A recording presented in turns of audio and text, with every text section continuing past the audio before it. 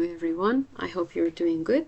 Today we're going to study chapter 10 and I'm going to explain valuing diversity and inclusion globally. So what are the learning outcomes of this chapter? First, we're going to describe how diversity and inclusion are similar yet are different, and then defining prejudice and discrimination and state common areas of employment discrimination in organizations, then stating 7 major diversity laws enforced by equal employment opportunity, and also identifying what diversity questions employers can and cannot ask job applicants. The learning outcomes for the second part of the chapter are the list of the 8 diversity groups that are legally protected by the EEOC, and then we're going to explain sexism in organizations and ways to overcome it, then comparing and contrast the Hofstede National Culture Dimensions with Project Globe, also listing the steps in the complaint model and defining the 11 key terms of this chapter. So let's start with diversity and inclusion. What is diversity? Diversity is the degree to which differences exist among members of a team. So meaning that members of a team, of course, each member is different, but to which level or to which extent or how much there are differences between them. So the degree of the differences that exist among the members of a team. While inclusion is a practice of ensuring that all employees feel they belong as valued members of the organization. So in diversity, we have diverse individuals in the team. Each one is different from the other, and to which extent we have differences among them. But inclusion is making all of the members, all of the individuals with their own differences, feeling that they are belong to the team and are valued members of the organization. So, valuing diversity. So in the United States, the population of more than 330 million people of cultural diversity. So in the United States, the population is 330 million. And of course, there are a lot of cultural diversity. And by 2040, less than half of the total of US population will be Caucasian. And by 2060, Caucasians are estimated to be 43% of the population. So that means they are about 1 in 3 people among the total of the population, which they are going to be Hispanic. And of course, there are 7,622 billion people in the world, and less than 5% live in the United States. And of course, the data were updated. Now the population of the world has exceeded 8 billion. In this example, it says that China has 1.390 billion people, which in 2025 this number has been increased, and in India 1.312 billion, making both of them together, they are making up around 36% of the world's population. So what these examples are telling us, it tells us that cultures are diverse, populations are diverse, and data's numbers will change. And of course, now the world is, we live in a global world, so we need to have inclusion with this much amount of diversity. So now let's talk about prejudice and discrimination. Prejudice is prejudgment of a person or situation based on attitudes. So it's a prejudgment, meaning that you are judging in advance before of a person or situation based on the attitudes, while discrimination is behavior for or against a person or situation. So when you are behaving against something or someone based on anything that you believe in, personally believing in, that means you're discriminating. So if we talk about employees and organizations, what can be or what could be the common areas of employment discrimination? It could be recruitment, it could be in the selection process, it could be in the compensation terms. So in recruitment, failure to recruit possible employees from a certain group. So sometimes maybe you are failing to recruit equally or evenly. So because of some background of that particular individual or applicant. And in the selection process, when you're going to discriminate, when you fail to hire people from certain groups, just because they're from some certain groups of people, you're not hiring them, that means you've been discriminating. And compensation, of course, we know compensation could be salary, bonuses. Here we have an example which says white males make more money than other groups. Maybe this example is kind of worldwide example. It's a global example. While maybe white males has more opportunity, or they are being paid a higher salary, so they're making more money than, for example, other people from other groups. So, what else? Common areas of employment discrimination. We have upward mobility. Such as race and gender are major influences on advancement. And we have evaluation, failure to base evaluations on objective actual job performance. Sometimes the manager or the team or the leader, they are not evaluating their employees or evaluating their performance, the performance of their employees evenly or equally. They are not being fair. So what are the legal protections against discrimination? We have Equal Employment Opportunity Commission, which the abbreviation is EEOC, which they are protecting minorities and often others from discrimination in the workplace. And they has offices across the nation in the United States. And for more information, you can visit this website, the U.S. Equal Employment Opportunity Commission. Then what are pre-employment inquiries? Of course, when you are interviewing as an HR or a manager or as a leader, when you are interviewing candidates for employment, there are questions that can be asked and questions that are not allowed or cannot be asked. So, no member of an organization can legally ask discriminatory questions when hiring someone. So you cannot ask discriminatory questions. Every question that is asked should be job related, of course, and only ask legal questions. So any general question that interviewer asks should be asked of all candidates. So if you're asking any general question, you should ask all candidates without difference. And we have bona fide occupational qualification, which is BFOQ, that allows discrimination on the basis of religion, sex, or national origin, where it's reasonably necessary for normal operation of a particular enterprise. And the exhibition of it is in the book, exhibit of it. So let's move to the diversity questions employers can ask, or let's say they are legal and appropriate. So they are typically used to promote inclusion, monitor diversity goals, or ensure equal opportunity, and they must be optional, voluntary, and not used in hiring decisions, of course. So voluntary self-identification, the EEO data, they are giving examples such as: do you identify as any of the following: female, male, non-binary? Prefer not to say. Please indicate your race, ethnicity. This should be optional. And inclusive hiring questions, job relevant, such as: describe your time you worked with people from different backgrounds. How do you ensure inclusivity in a team setting? And what does diversity mean to you and why it's important in the workplace? All about accommodation requests. The questions that can be asked are as: do you require any accommodations for the interview process?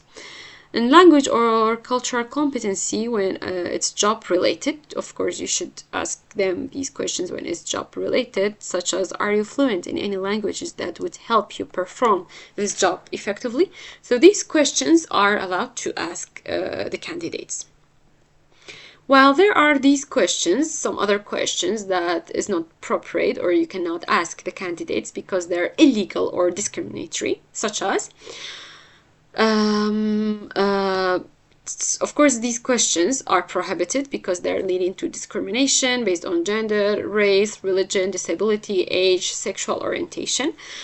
So the questions that are related to race, ethnicity, or national origin, such as what's your ethnicity, where were you born, and what's your native language, unless the job it's related or the language is required for the job. So these questions are not allowed to ask the candidates. And gender identity or sexual orientation, such as are you gay or straight, do you identify as male or female, unless it's part of a voluntary EEO form. And questions that are related to religion or beliefs, such as what religion do you practice, or do you observe any religious holidays. So these questions are not allowed to ask. Then disability or health, do you have any disabilities, have you ever taken medical leave? These are not appropriate to ask. All about age, how old are you, when did you graduate high school? And marital and family status, are you married, do you have children, are you planning to start a family? These questions also cannot be asked because they're illegal or discriminatory. So be careful with these questions. Never ever ask candidates while you're trying to hire a new staff in your organization. So here we have diversity types and discrimination, which are, for example, sex includes pregnancy, gender, identity, and sexual orientation. We have national origin, particular country, ethnicity, or accent. And regarding race, color, religion, these are all diversity and types of diverse type of discrimination. For example, a personal trait associated with a particular race or skill, complexion, or religion. So these are not, any question related to these points are not allowed to be asked. And of course, if you select or treat an employee differently based on any of these points, this will be counted as discrimination.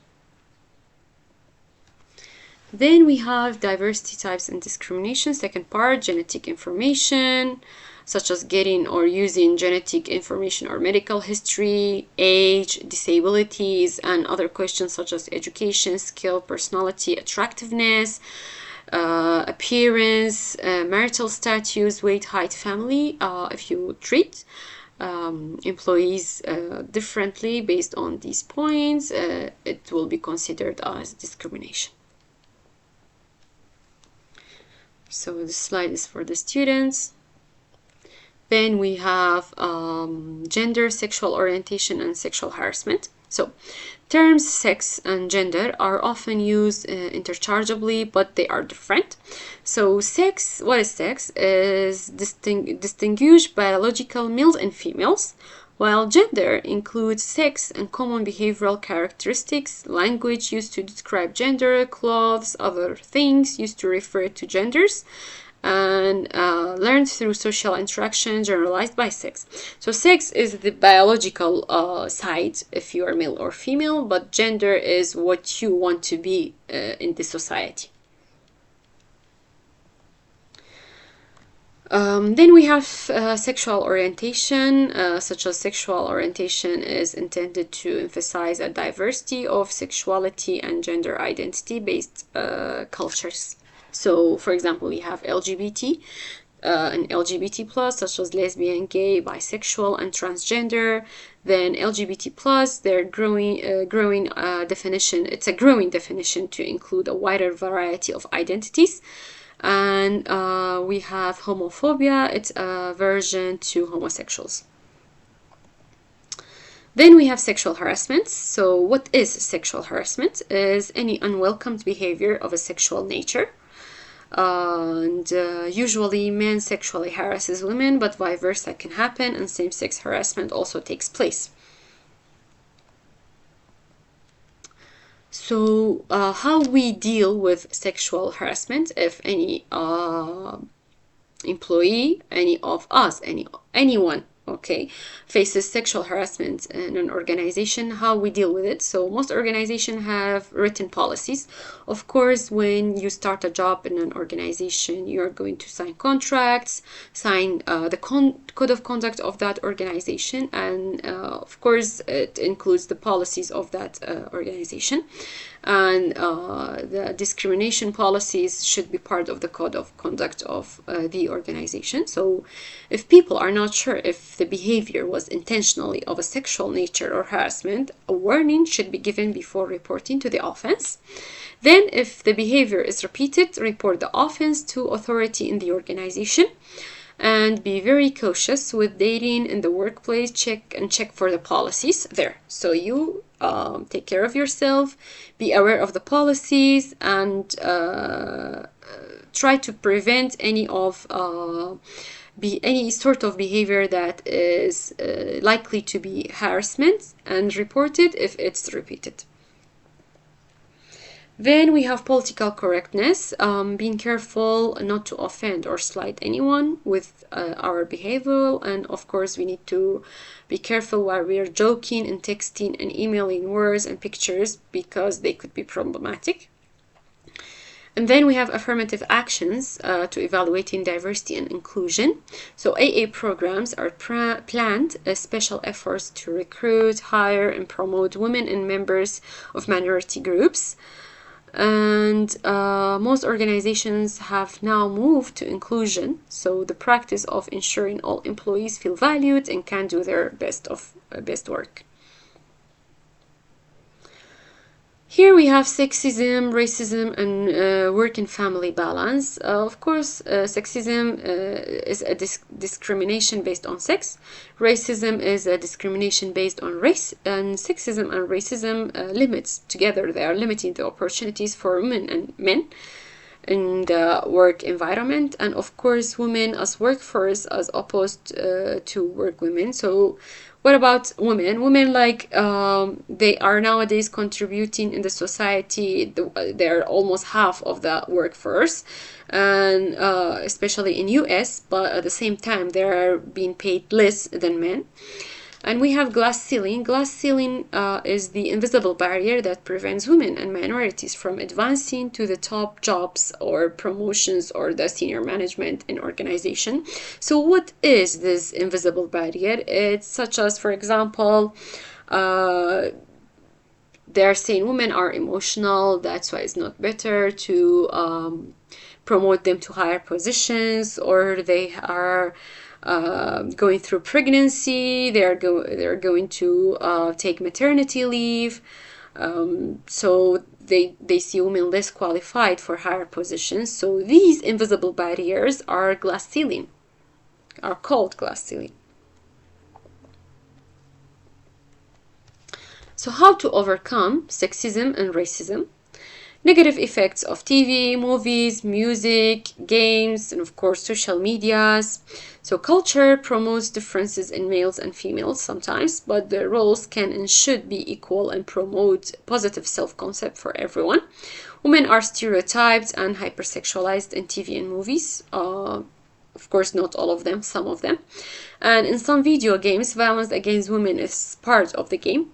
Men and women who do not fit in the attractive media image have lower self-concept. So these are examples of the negative effects of TV, movie, music, games, and social medias. So sexist and racist language, stereotyping, and behavior, and overcoming them. So how to overcome them? Use non-sexist terms. Use neutral language and plurals, okay? And then avoid racist terms and jokes, especially when you are sitting in a diverse group or working or dealing with a diverse group of individuals. Call people by name rather than by sexist and racist terms. Call them by their own names. And be wary of swearing in the workplace. And also be assertive in stating offense to sexist, racist language. So you need to avoid using sexist and racist terms, words, and try to be neutral and talk in plural terms and call people by their names. And never ever use any joke that is close to any sexist or racist matters. All about stereotyping. Of course, in the previous chapters, we have studied stereotyping and explained what is stereotyping. So, stereotyping women in leadership. How people or how societies or cultures are stereotyping women in leadership.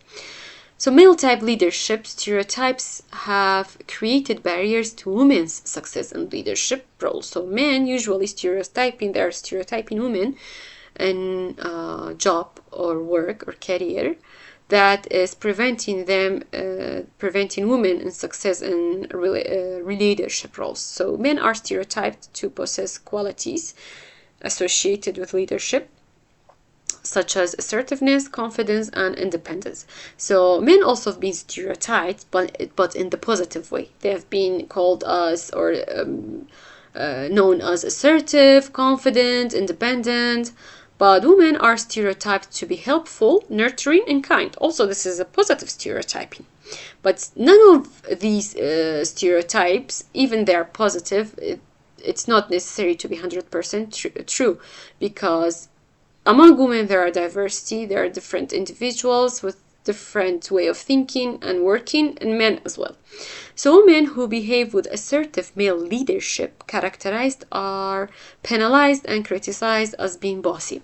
So the same behavior that a man do in their leadership role, if a woman do it, they are stereotyping her as bossy. So the steps to improve gender and racial equity in your company, what are those steps to improve gender and racial equities? First step is review your hiring process, how you hire individuals. Then review your process for promoting people or moving people into leadership. Then again, review your compensation policies. Then create flexible work schedule and leave policies that promote work-life balance to all of your employees evenly. Then create and enforce very strong policies about sexual harassment and racist behavior language. And then open and promote lines of communication. And at last but not least, be inclusive and empathic with everyone. Here we have family gender roles, which they are changing, and work-life balance. So we have fathers' roles. More fathers routinely spend time with their children, and even some are staying home with the children, which this is the change that happened in the family gender roles. And mothers' roles. Today, most of the mothers work, and half of the workforce are women. So mothers who leave the labor force tend to, because of maternity, they tend to go back when their children are getting older.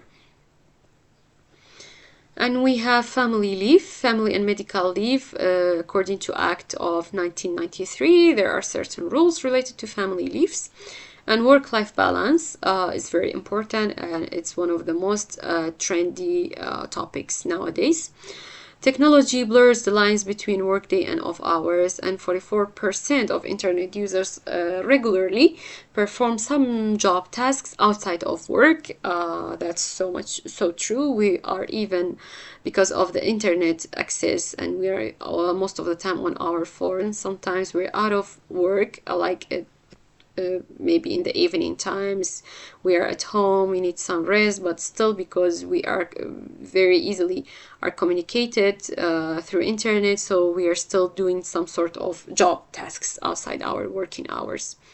And stress rises and relationships suffer. Of course, as much as your work-life balance suffers, the stress rises and relationships suffer as well. Either it's your family relationships, relationship with your friends, spouse, children, and so on. Then we have Hofstede, National Cultural Diversity. So Hofstede identified 5 cultural dimensions on a continuum in which employees differ. So they are power distance inequality versus power equality, individual versus collectivism, assertiveness versus nurturing, uncertainty avoidance versus acceptance, and long-term versus short-term orientation. So all about power distance inequality versus power equality. It's about who makes the decision in the organization, where the power is located in the organization, and who uses it. Then individual versus collectivism is in the individualistic cultures, individual themselves first, and of course in the collective cultures, the groups are first. And then all about assertiveness and nurturing. Assertive cultures are more aggressive and competitive, and nurturing cultures emphasize the importance of relationship, modesty, caring, and quality of life. Uncertainty and avoidance and acceptance. So uncertainty avoidance cultures like structure and security are less risk-taking, and uncertainty acceptance cultures are more comfortable dealing with the unknown and change and taking more risks. And then we have long-term versus short-term orientation. So long-term cultures look to the future and value thrift, while short-term cultures focus on the past and present and immediate gratification. Now we have Project Globe. So what is Project Globe? Stands for Global Leadership and Organizational Behavior Effectiveness. So it's the expansion of Hofstede's origin 529, which is assertiveness, future orientation, gender differences, uncertainty. So people are in assertiveness, people are tough, confrontational, and competitive. In future orientation, people plan, delaying immediate gratification to invest in the future. And gender differences, people have great gender role differences. And in uncertainty avoidance, people are uncomfortable with the unknown or ambiguity. And continuing with Project Globe, we have power distance, social collectivism and group collectivism, performance orientation, and human orientation. In power distance, people accept power inequality differences. And in social collectivism, teamwork is encouraged. Of course, this is versus individualism. And in group collectivism, people take pride in membership, such as being a member in a family, in a team, organization. And in performance orientation, people strive for improvement and excellence. And in human orientation, people are being fair, caring, and kind to others. Then we have cross-cultural diversity, such as customs, attitude toward time, work ethic, pay, law politics, ethics, and participative management. Of course, in each culture, these points are different. For example, work ethic is different from a culture to another. Laws and politics is different from a culture and another to another. Ethics, payments, attitude toward time. In some cultures, it's very important to be on time. In some cultures, it's okay if you are late a little bit. So each culture has its own ways of working and dealing with diversity. So diversity in customs, such as engaging in teamwork, being outspoken, receiving and giving gifts, speaking distances, touching, gestures, eye contact. Of course, all of these points are different from a culture to another, from a country to another. Then diversity in attitude toward time, value of time, starting meetings, time to develop trust, respecting deadlines, reactions, appointments. It's very different from a culture to another. Then work ethics, such as work as central, acceptance of automation, differences between countries' cultures, and hours of work. Then diversity in payment, highest paid employees. are different from a culture to another, implications and consequences of wage differences globally, and payment systems. Then diversity in law and politics, employee health and safety laws globally. Of course, it's different from a country to another, from a culture to another. Job benefits, termination laws, stability of local governments, and effects of disruption. Then diversity in ethics, bribery.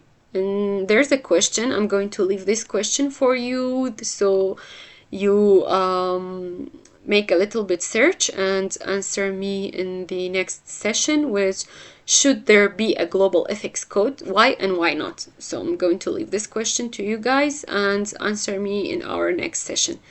I'm going to repeat it. Should there be a global ethics code? Why or why not? If why, explain. If why not, explain. Then diversity in participative management. So now we're going to explain what is diversity in participative management. Of course, participative management is that management style that is participative. What is participative? Meaning that all employees with their managers are going to participate in the plans and the decision-making process, in the tasks and the job tasks and accomplishing goals. So basic skills training, participation in management decisions, and management labor relations are all part of participative management. So how diverse are you as a manager or as an organization? How diverse your team is, based on skills training. Are you discriminating between your employees, giving some training to some of them, not giving to some others? Are you participating all of them in the management decisions? And how is the labor relations among the team?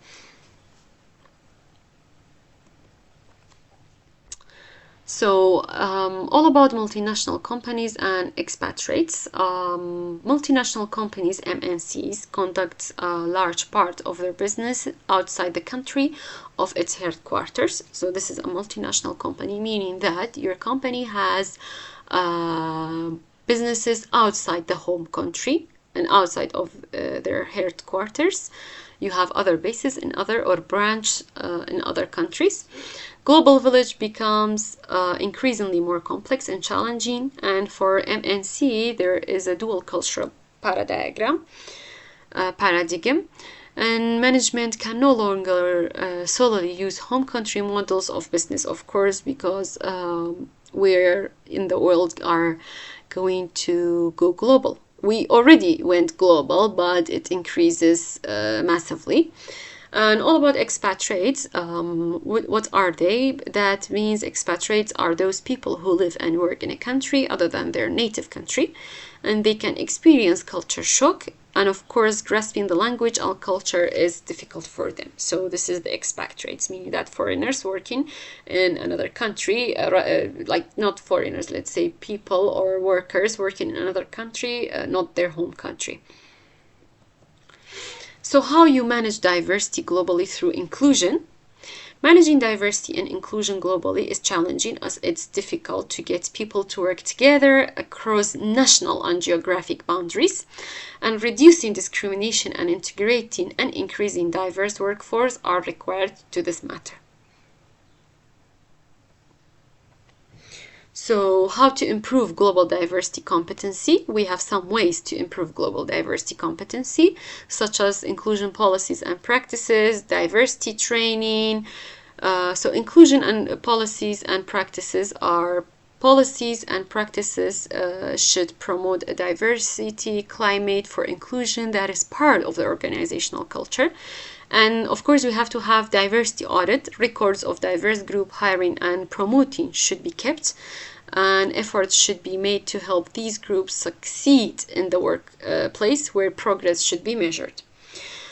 So this is about policies and practices. About the trainings, like we should give diversity training to our staff in organizations. So we need to teach people to get along together, open communication between them, and encouraging empathy. And also, we have mentoring and network diversity group. These are also ways to improve global diversity competency. So mentoring is higher level managers help prepare high potential people through mentoring, and can be people from different companies, can be formal or informal, or especially helpful for women and minorities.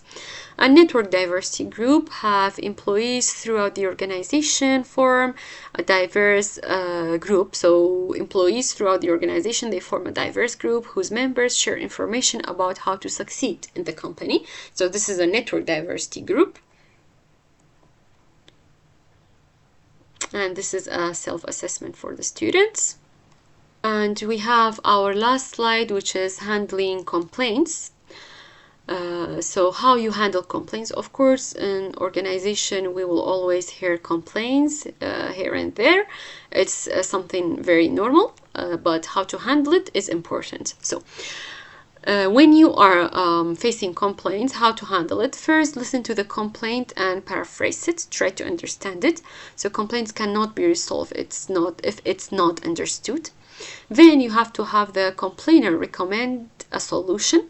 The complainer can have a solution that both parties can agree with. So first you have to listen to the complaint and try to understand it. Secondly, you have to listen to the complainer and listen and ask for their solution. Maybe the solution will make both parties happy. And then schedule time to get all the facts and or make a decision. So sometimes a decision must be postponed, and sometimes the decision must be made immediately. So it's based on the complaint type and severity. Then develop and implement a plan. So complaint cannot be resolved without a plan and without implementing it with a follow-up. So this is all about complaints, and here we are going to finish chapter 10 of Global Leadership Management. I hope you enjoyed my class, and thank you so much for your time. Have a great day.